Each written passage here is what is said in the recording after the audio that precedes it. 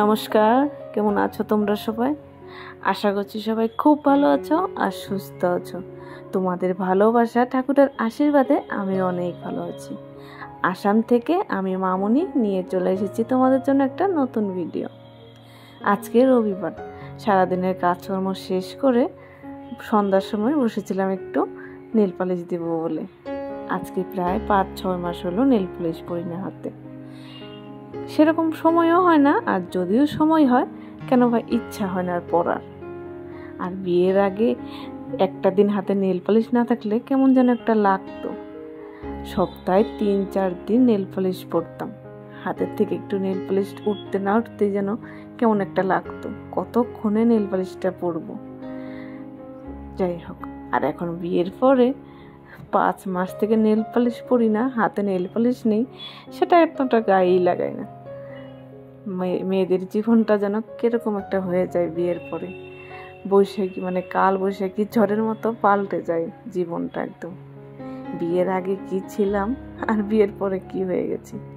এই যে নেল পালিশের কালারটা বিয়ের আগে খুব ফেভারিট ছিল, তাই আজকে হাতে দিয়ে বারবার হাতের দিকে তাকাচ্ছি আর দেখছি যে নেল পালিশের কালারটা যেন এখন আর হাতে মানায় না। আগে যেন কি সুন্দর লাগতো দেখতে, হাতটা নখগুলা বড় বড় ছিল, বেশ ভালো লাগতো আগে এই কালারটা পরলে।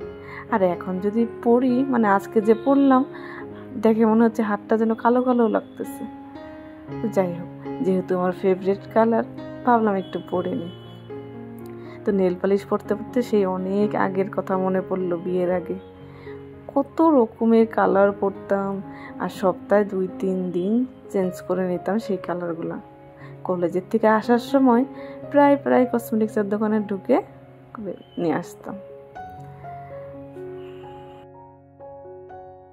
তো যাই হোক, নেল পালিশ পরতে পরতে তোমাদের দাদা হয়ে বলল চলো আজকে একটু ঘুরে আসি। তো আমি আর না করলাম না, বেরিয়ে পড়লাম ঘুরতে। তো ঘুরতে বার হয়ে তোমাদের দাদা ভাই আমাকে এমন একটা জায়গায় ঘুরতে নিয়ে আসলো, সেখানে কোনো মানুষজনের কোনো মানে দেখা নেই, একদম অন্ধকার একটা জায়গা। বেশ ভালো লাগতেছিল, হাওয়াটা মিষ্টি মিষ্টি, একটু ঠান্ডা হাওয়া, আর উপর দিকে দেখা যাচ্ছে একটু আগুন। তা আমি বললাম এটা কিসের আগুন? তো আমাকে বললো চলো তোমাকে সামনের থেকে দেখিয়ে নিয়ে আসি। তো ওই যে দেখছো, এটা কিন্তু এই গ্যাস যে আমরা জ্বালাই, মানে রান্না করি, সেই গ্যাসের উৎপন্ন হয় এখানে, যেটা বিআরপি লাগে। তো যাই হোক, সেই অন্ধকারে আর না ঘুরে তোমাদের দাদাভাইকে বললাম চলো এই অন্ধকারে আর ঘুরবো না, একটা বান্ধবীর বাড়িতে যাওয়া যাক, অনেক দিন থেকে যাওয়া হয় না। তো সেই বলেই চলে গেলাম একটু অন্য রাস্তায় আমার বান্ধবীর বাড়িতে। বন্ধু বান্ধব দুইটাই বলতে পারো, তোমাদের দাদাভাইয়ের বন্ধু আর আমার বান্ধবী। তো চলো কথা বলতে বলতে ওদের বাড়িতে যাওয়া যাক।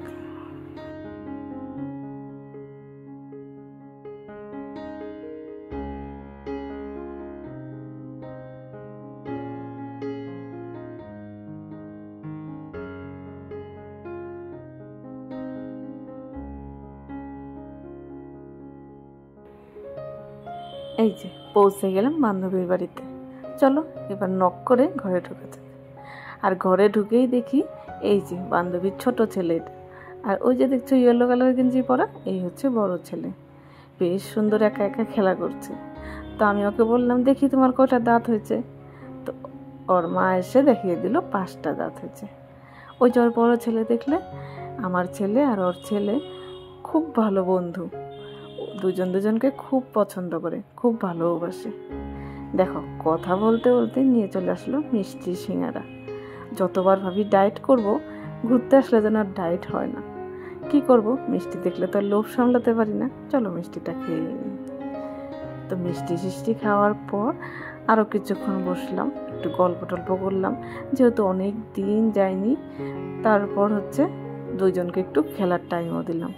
দুইজনেরই কিন্তু খেলার সেরকম সাথী নেই, ওর ছেলেরও খেলার সাথে নেই, আমার ছেলেরও খেলার সাথে নেই, আর দুইজনে একসাথে হলে বেশ সুন্দর খেলা।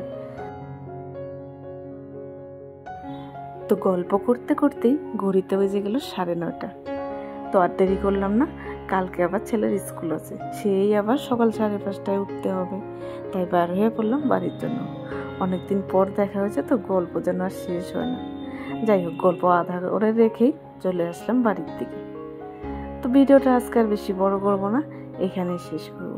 দেখা হবে কাল একটা নতুন ভিডিওর সঙ্গে। ততক্ষণের জন্য তোমরা সবাই ভালো থেকো, সবাই সবার পরিবারকে নিয়ে সুস্থ থেকো। তো যাই হোক, আমার তরফ থেকে সবাইকে গুড নাইট।